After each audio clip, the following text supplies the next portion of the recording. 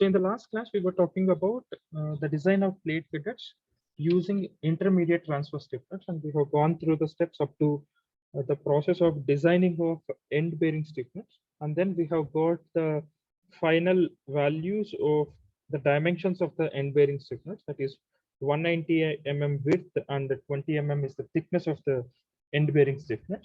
Okay, there is some process has to be done to finalize this particular values, that is 190 and 20 has to be finalized based on end bearing conditions and also the load carrying conditions. I'll talk about that. So in the next step, okay, in the continuation to this one, we'll be talking about the next one, which is check for outstand of stiffener. So this is your ninth step, which is check for outstand of stiffener. Check for outstand of stiffener. So what is this? So here you know the width of stiffener. Okay, so width of stiffener, which is denoted with B suffix S. So the width of stiffener is 190. So from this value, you're getting the width of the stiffener, which is 190 mm. So that equals to 190 mm. And remember, this 190 mm should be less than two conditions. One is 20 times the 20 times the thickness of stiffener, and it should also be less than 14 times the thickness of stiffener. Okay? It should also be less than 14 times the thickness of stiffener.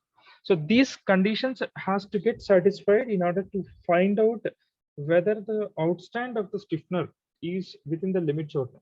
So let's find out this value, that is 20 times of thickness of the stiffener is 20, which is 400 mm. Okay, so we can make equals to 20 times of which is 400 mm. So 190 mm is less than 400 mm, that is safe. That means the first condition is getting satisfied. Let's also look for the second condition, which is 14 times of 20, which will give you 280 mm. So this is also within the limits. That is 190 mm is less than 180 mm. So therefore, you can provide. Okay, therefore, you can provide the 190 mm length as the outstand of stiffener. So we already talked about what we meant by outstand in the previous problems, right?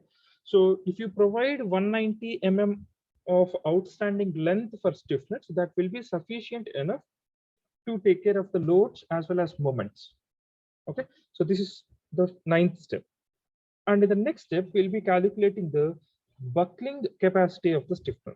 So we'll be checking the buckling of stiffener. Check for buckling of stiffener. So how do you check? This value is checked based on the value of PD, which is buckling resistance of stiffener. That is buckling resistance of stiffener. Okay, so the buckling resistance of stiffener is given by PD equals to AE into FCD. Remember, PD equals to AE into FCD. This we have done in the previous problem also. And remember, this value must be greater than the total compressive force, which is FC. Okay, the value of PD must be greater than the total compressive force, which is FC. So now let's find out the value of AE and also the value of FCD. Okay, so let's find out the AE value, which is effective area of stiffener. Effective area of stiffener, which is given by AE, that equals to, okay, 2 times of, because we are providing the stiffness on either sides of the web plate. So 2 times of width of stiffener, that is 190 mm. Okay, 2 times of width of stiffener into the thickness of the stiffener, which is 20 mm. Okay, plus 2 times of, okay, 2 times of thickness of the stiffener, okay, 2 times of thickness of the stiffener into the thickness of web, which is 10. Okay, so this is the formula multiplied by the thickness of web. Remember this thing. I'll write with another color so that you can find out which value is corresponding to which value. So here 190 is the width of stiffener, and 20 is the thickness of stiffener, and again 20 is the thickness of the stiffener, 10 is the thickness of web multiplied by thickness of the web. This is the formula. So the values 2 are coming. It is because we are providing 2 stiffeners on either side of the web plate. That is 1 stiffener on either side of the web plate. So if you solve for this one, you will be getting the value of effective area, which equals to 11600 mm square. So we have got the AE value. Now we need to find out the value of FCD, which is design compressive stress. So before finding out the value of FCD, we need to find out the values of moment of inertia, that equals to 2 times of BD cube by 12. Okay, so 20 into 190 cube divided by 12. Remember, where 20 is the, I'll talk about that later. So 20 into 190 cube by 12 plus area, that is 20 into 190, that is area of the stiffener, into y bar square, that is 190 divided by 2 plus 10 by 2 whole square. In addition to this, we also have to solve for one more parameter, plus 2 times of thickness of the stiffener into the thickness of the web, which is B value, into 10 cube, which is the thickness of the web, that is D cube, divided by 12. Okay, so if you solve for this one, the value of moment of inertia is obtained as 98.89 into 10 power 6 mm power 4. So I'll write what are all these parameters now. So 2 is coming because of the 2 intermediate stiffness, and 20. Okay, here 20 is the thickness of the stiffener, 190 is the width of the stiffener, and 20 into 190 is the area of the stiffener, that is thickness into width, and this is the y bar square or y square, anything is same, plus 20 is the thickness of the stiffener, and 10 is the thickness of the web, okay, into the thickness of the web divided by 12. So this 20 into 10 cube, 20 into 10 will be the value of B, which is width. Okay, so that's how you're going to get the value of moment of inertia. Now you know the moment of inertia. Now you have to find out the radius of gyration. Radius of gyration, which is given by R equals to under root I by A. So where you know the moment of inertia value, that is 98.89 into 10 power 6 divided by A is the effective area of the stiffener, which we have got it as 11,600 mm square. So if you solve for this one, the radius of gyration is obtained as 92.33 mm. Okay, now you need to find out the values of effective slenderness ratio, that is lambda. Effective slenderness ratio. So this process was repeated in the first model of the problem also. So there is no extra detail that is involved here. So effective slenderness ratio lambda equals to KL by R. Now I said in the previous problem also, since the end conditions, okay, since the end conditions are not given, the value of K is taken as 0.7. Okay, So the value of K is taken as 0.7 into L, okay, which is taken as the depth of web, that is 2000, okay, divided by R, which is 92.33. Remember, always take the value of K as 0.7 when the end conditions are not specified. So most of the times the end conditions will not be specified as far as plate girder problems are concerned. So you can directly take the value of K as 0.7. So therefore, you're going to get the value of slenderness ratio as a 15.16. Okay. Now, you know that we are going to design a built-up section, right? We are not just designing the I section. For I section, we are providing the intermediate stiffeners and also the end bearing stiffeners. That means if you are using additional members in order to strengthen the main member, such kind of member is called as a built-up section or the built-up member. So you know from IS 800 2007, I guess it is table 3 or table 4.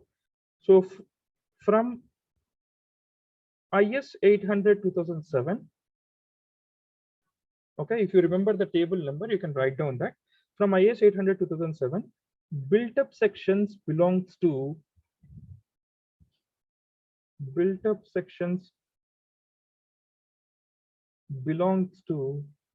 buckling class C. This you know. Built-up sections belongs to buckling class C. So since the built-up sections are belonging to buckling class C, you need to find out the value of FCD by using table 9C. Okay, so from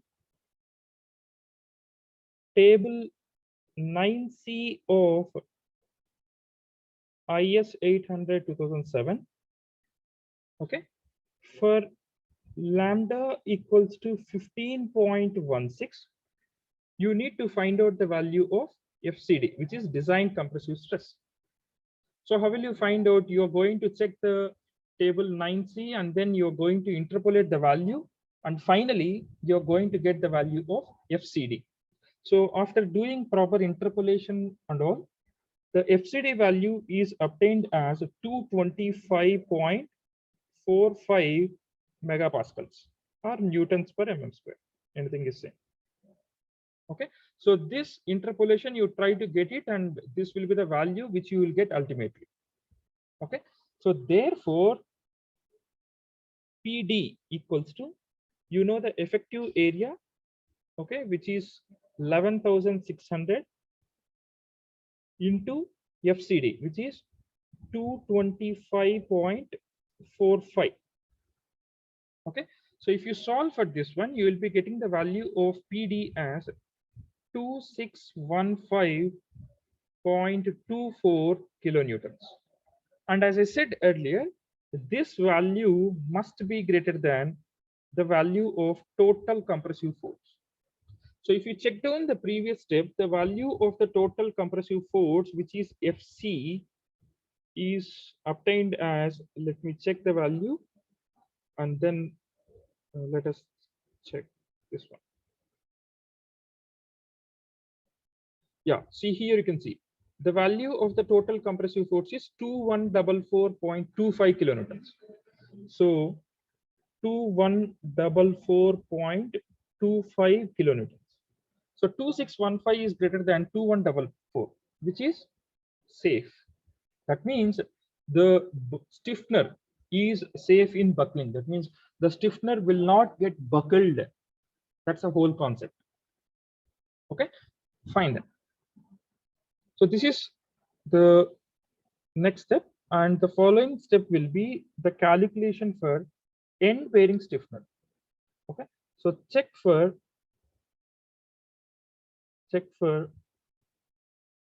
end bearing stiffener. Check for end bearing stiffener as load carrying stiffener. As load carrying stiffener. So what is this? What we are doing in this particular step? So we are going to find out whether the end bearing stiffener or whether the end stiffener is sufficient to carry enough amount of load or not. That's what this step says. So you're going to find out whether the end stiffener is able to carry enough amount of load or not.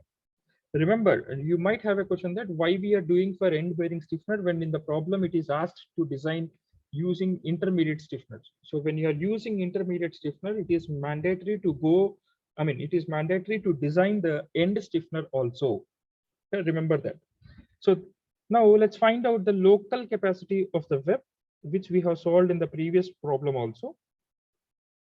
So local capacity of web, which is given by FW, that is force in web, equals to, you know the formula, which is B1 plus N2 into TW into Fy by gamma M0. And here the value of B1 is taken as 100, which is an assumed value, which we have assumed in the first model problem also. And the value of N2 is taken as 2.5 times of thickness of the flange, same as the previous case, which will be 2.5 into 50 is the thickness of the flange, which will be 125 mm. Okay. Now you find out the value of FW, which will be 100 plus 125 into the thickness of the web is 10 mm. Okay, we have decreased the thickness of the web into 250 divided by 1.1. So which will give you 511.36 kilonewtons. Okay. Let's also find out the bearing stiffener capacity or bearing capacity of a stiffener. So how will you find out this one? So bearing capacity of stiffener, only stiffener, you can make it as alone. So bearing capacity of stiffener alone equals to, okay, Fy by gamma M0, where Fy is 250 and gamma M0 is 1.1 into 2 times of, okay, into 2 times of 190, okay, into 2 times of 190. You know what is this 190, which is the width of stiffener. Okay, you can check in design of end bearing stiffener. The 190 is the width of stiffener minus 15. So in the last problem also I have said 15 is the coped length, right? The same value is assumed here also, which is 15 into 20, which is the thickness of the stiffener. Okay, so if you solve for this one, you will be getting as a 1590.90 kilonewtons. So I'll write these parameters. So this is Fy and gamma M0 into 2 stiffeners we are providing into 190 is the width of a stiffener, which is Bs, and 15 is the coped length. So this is value is fixed, which is coped value is 15 into 20, which is the thickness of the stiffener. Okay. Now this value, that is 1590 value, must be less than bearing capacity of stiffener. I'll talk about, I'll tell you that. So next parameter is bearing stiffener has to be designed, bearing stiffener has to be designed for the load, So you know how much amount of load is taken care by bearing stiffener. It can take up to 1590 kilonewtons of load, but how much amount of load it has to be designed. So that value is obtained as Fc, that is the total compressive force, minus Fw, which is the local capacity of web, or Fw is force in web. So Fc value you know, which is 2144.25 minus Fw value is 511.36. Okay, 511.36. So which will give you 1633 32.89 kilonewtons. Okay. Now here you make a note. See here, the maximum load the stiffener can carry is 1590 kilonewtons. Remember this statement.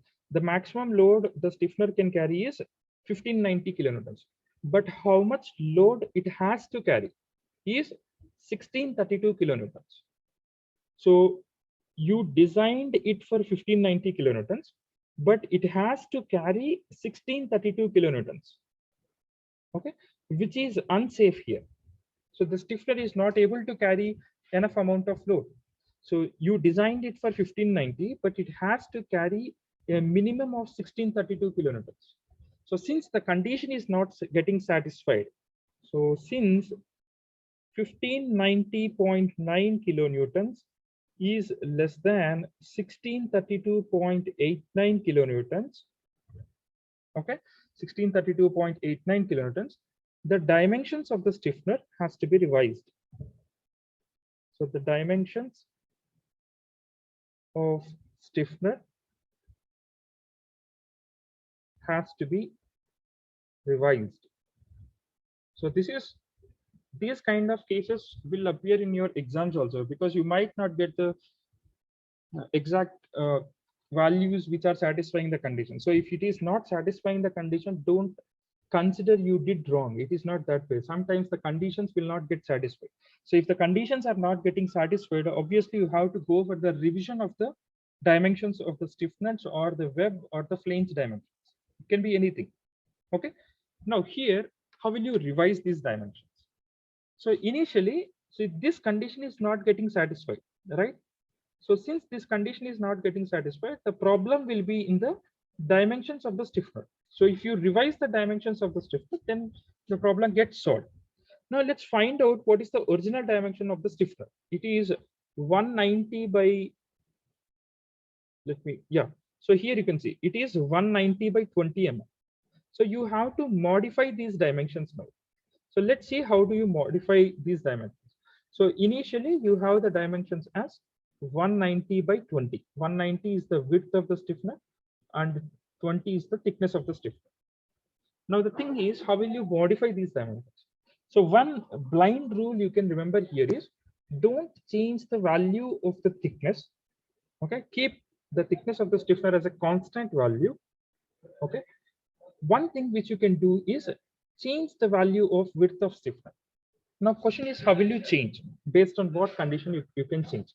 So you can give up to plus or minus 30 mm. Okay, the width of the stiffener can be changed up to plus or minus 30. Okay, this is not again a standard value, but this is a blind thumb rule. So up to plus or minus 30 mm, you can change the width of the stiffener. But remember, don't change the thickness of the stiffener. So let us try. So I said you have to increase it by 30 mm. So 190 plus 30 will give you 220 into 20 mm stiffener. So I'm not changing the thickness of the stiffener here. This parameter you have to remember. Okay, so let us try 220 by 20 mm stiffener. So again, this is a thumb rule, not the rule which is specified by code book. It is not there in the code book. So it is a usual thumb rule. Okay, now let's find out whether these values, that is 1590, 1632, are getting satisfied or not. So in order to check those conditions, again, you have to verify the values of I, that is moment of inertia, lambda value, FCD value, and all. Anyways, let's find out those values. Okay, so let's check down those values. So Ixx or I equals to same steps, whatever we have solved here. This one you have to solve: radius of gyration, effective slenderness ratio, then PD value. So all these 4 steps has to be resolved again. So I am doing the resolve by using these dimensions, that is 220 by 20.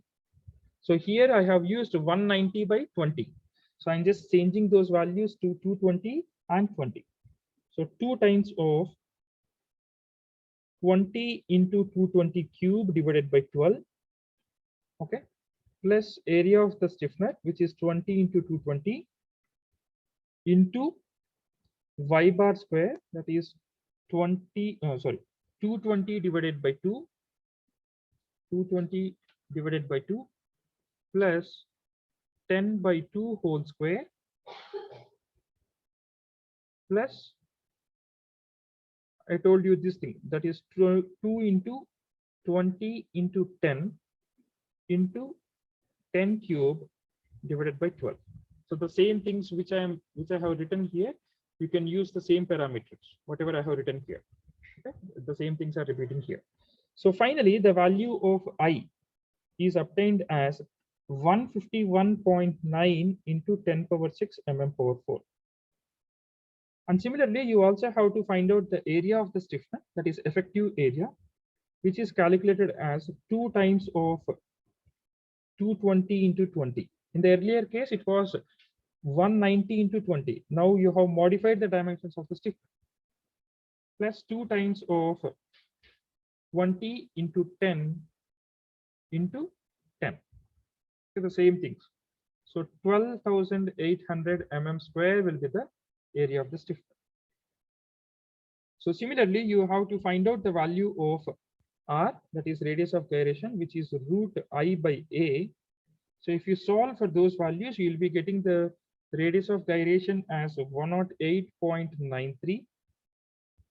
Okay, 108.93 mm. And then you have to find out the values of slenderness ratio, which is KL by R, where the value of K is 0.7 and L is 2000 and R is 108.93, which will be obtaining as 12.85. So now again, since the buckling class belongs to C, so from table 9C, of IS 800 2007, for lambda equals to 12.85, after interpolation, you are going to get the value of FCD as 226.14 newtons per mm square. This is after interpolation. So I'm just repeating the previous steps. There is no confusion here. Okay. So therefore, finally, you need to find out the PD value. PD equals to AE, that is the effective area of the stiffener, which is 12,800 into FCD value, which is 226.14. Okay. So if you solve for this one, you will be getting the value as 2894.6 kilonewtons. And as I said earlier, this value, okay, this value must be greater than the value of total compressive force. Remember, this value must be greater than the total compressive force, which is FC. Now, what is the value of FC? It is 2144. 2144.25 kilonewton. So obviously 2894 is greater than 2144, which is considered as safe. Okay. Therefore, provide 220 by 20 mm size stiffeners. So this is the final stiffener values. Okay. You should not use 190 by 20 mm because they are not able to carry sufficient amount of end bearing stiffeners. So since the end stiffeners are not able to carry enough amount of load, we have revised the dimensions of the stiffeners and then we found out whether they are safe or not. Now again, we also have to find out the bearing capacity of stiffener alone. So what we have done here, so this one. Okay. So let's also find out the bearing capacity of stiffener alone. Bearing capacity of stiffener alone equals to same formula, which is Fy by gamma m naught, that is 250 by 1.1 into 2 times of 220, which is the revised width of the stiffener, minus the coped length, which is 15 mm, into 20. So if you solve for this one, you will be obtaining as 1863.63 kilonewtons. And as I said earlier, this value must be greater than the value of bearing capacity of stiffener will be designed for the load, that is this one.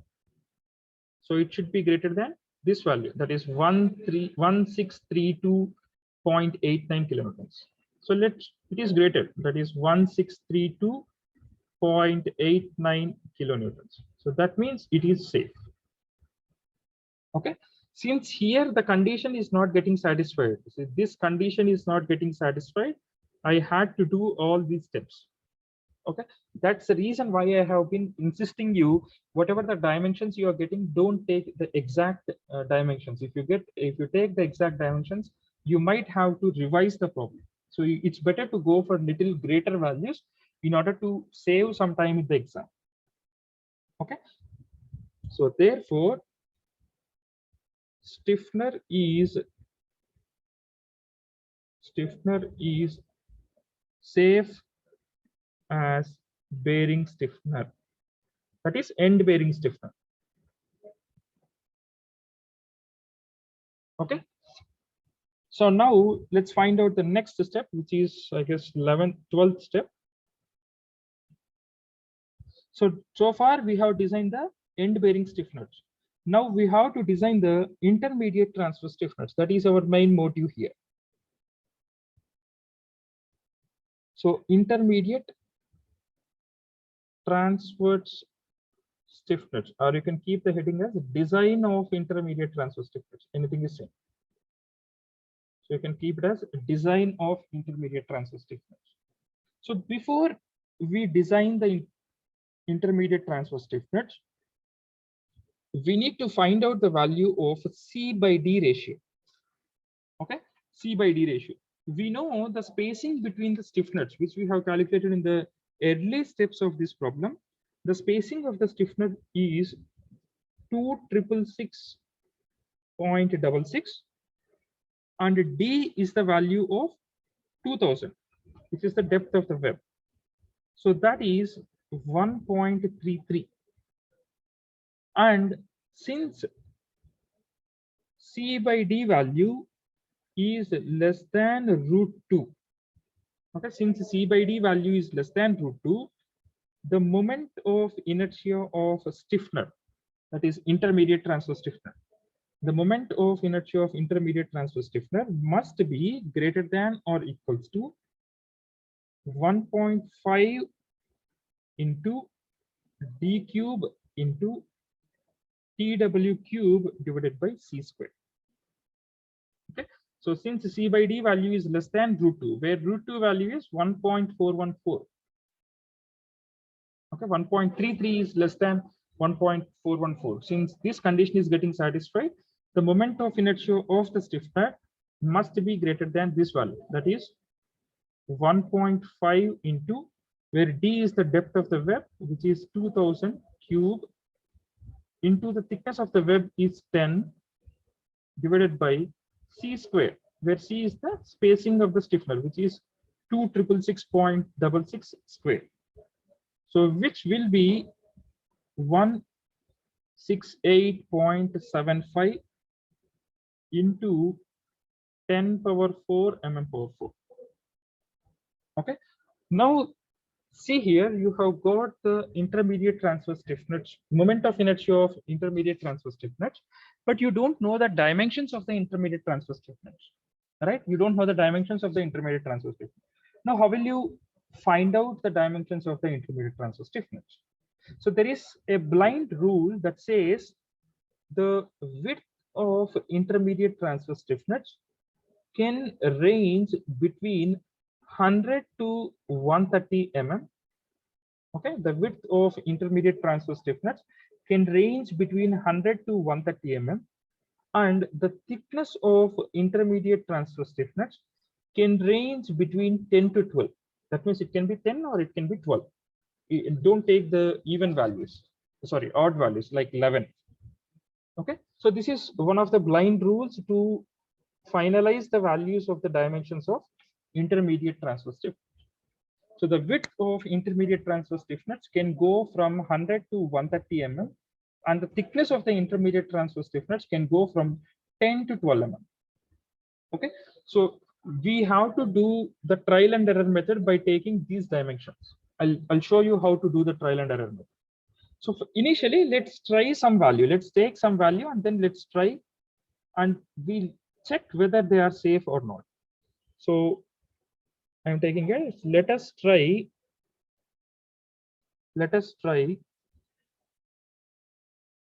110 as width. I'm just trying. So 110 ISF, that is Indian Standard Flat, and the thickness I'm taking as 12. Okay, let us try 110 ISF 12 mm. Now, why we are taking the value of 110 and 12? We have to verify the value of this one, that is 168.75, should satisfy this IS value. Okay, that is moment of inertia of the stiffener. Let's find out that one. I equals to BD cube by 12, where B is the 12 and D is the 110 cube divided by 12, plus area of the intermediate transverse stiffener, that is 12 into 110, into y bar square, which will be 55 square. Okay, 110 by 2, which is 55. So that equals to 532.4 into 10 power 4 mm power 4. Now let's see whether it is safe or not. So what did I say? 532.4 must be greater than or equals to 168.75 into 10 power 4 mm power 4. Anyways. Okay, since this condition is getting satisfied, it is safe. Suppose, say for example, you have taken 100 mm as width of the stiffener and 10 mm as thickness of the stiffener. Okay, whatever the dimensions you are taking, it must satisfy this condition. That is, IS must be greater than 1.5 into d cube into TW cube by c square. So till the time this condition is getting satisfied, you have to keep on revising. Okay, so it's better if you go for 110, 120, and then keep the thickness of the stiffener as 12 mm as a constant value. Don't change it to 10 mm. Okay, if you do that values, then obviously the values will be within the limits only. You don't need to worry about this. But however, for remembrance purpose, you have to remember that the condition, that is IS must be greater than or equals to 1.5 d cube t cube by c square. That condition has to get satisfied. So therefore, the stiffener is safe to carry the enough amount of loads. Now let's also find out the buckling capacity of the stiffener, okay, which is the 13th step and the last step. So check for buckling of stiffener or buckling capacity of stiffener. So whether the stiffener is buckling or not. If it is not buckling, it is a safe. If it is a buckling, then it is unsafe. So how will you find that? So in order to find out the buckling capacity of the stiffener, we need to find out what is the buckling force that is causing, or what is the force which is responsible for buckling of the stiffener. So the buckling force, which is given by FQ, equals to V minus VCR divided by gamma m naught, where here V is the factored shear force, which is capital V, and here don't take the value of V as we got in the first problem, that is 1908, I think. Yeah, 1908. If you check the first model 1 problem,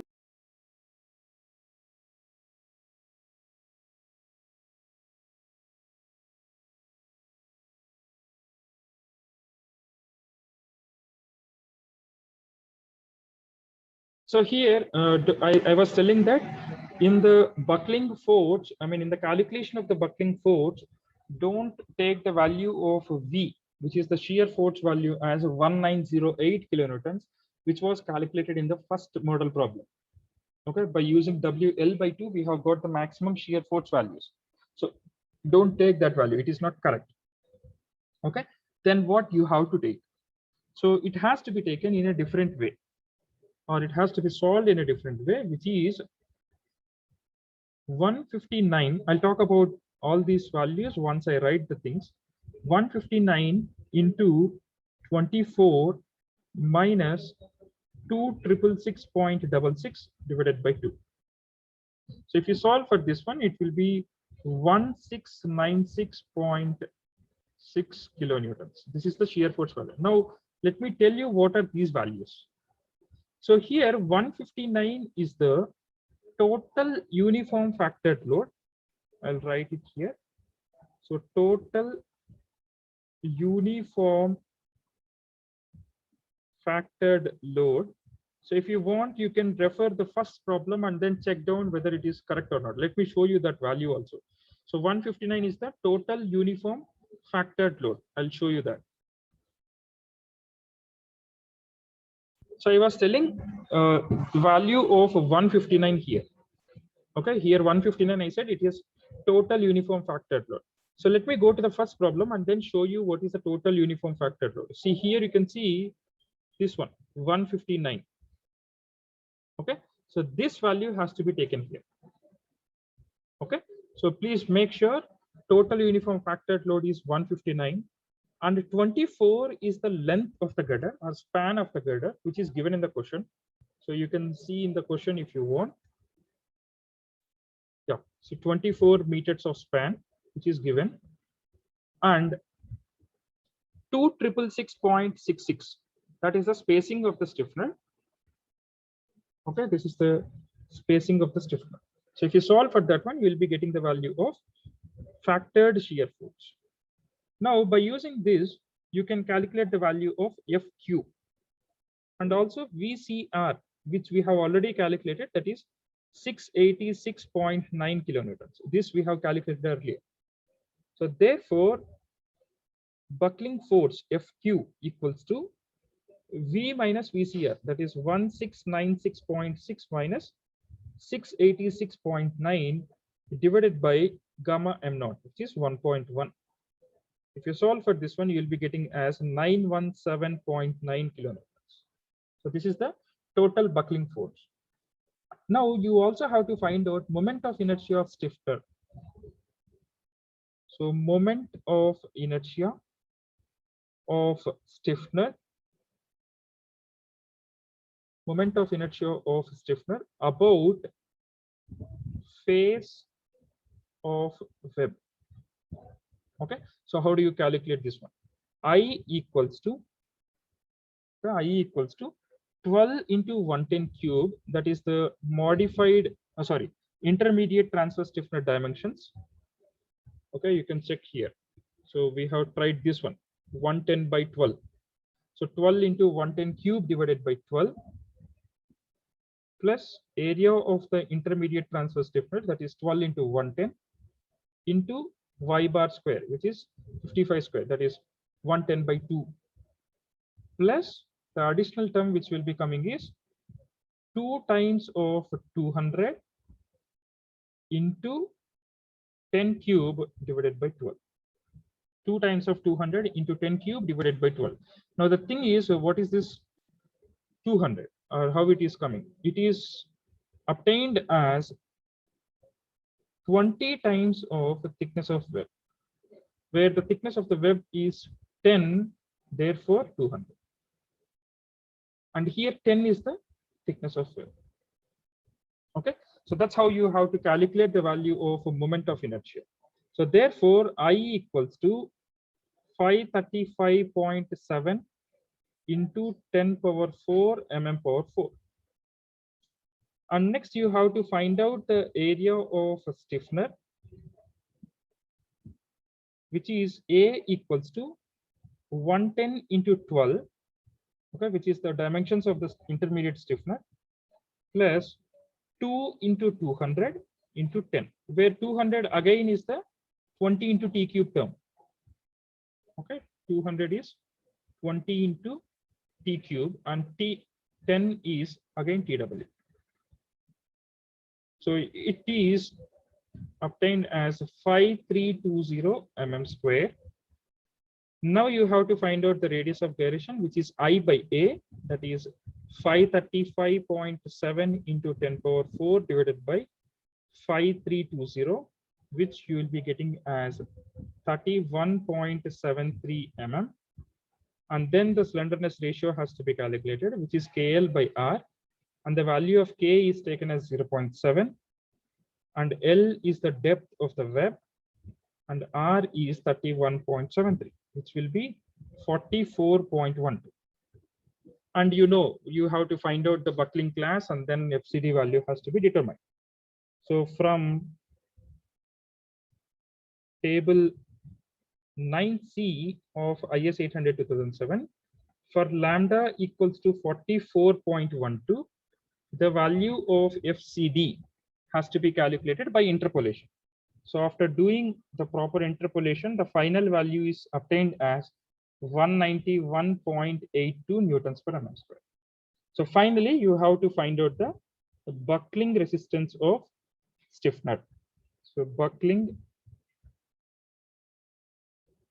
resistance, which is FQD or FQ, anything is fine, which will be AE into FCD, where AE is the effective area of the stiffener, which is obtained as 5320, that is the AE value, 5320 into FCD, which is 191.82. So if you solve for this one, it will be obtained as 1020.48 kilonewtons. And remember, this value must be greater than the value of FQ, which is factored shear force. This one, FQ, factored shear force. So it is, sorry, it's not factored shear force, it's the buckling shear force or buckling force. So FQ value is 917.9. 917.9 kilonewtons. So 1020.48 kilonewtons is greater than 917.9 kilonewtons. Therefore, the intermediate transverse stiffener is safe against buckling. So therefore, the stiffener is safe against. Finally, what you're going to tell is the value of 1020 is greater than 917.9 kilonewtons, and hence the stiffener is safe against buckling. So this is the entire process of designing a plate girder using intermediate transverse stiffeners and also by providing the end bearing stiffeners. So this is the total process.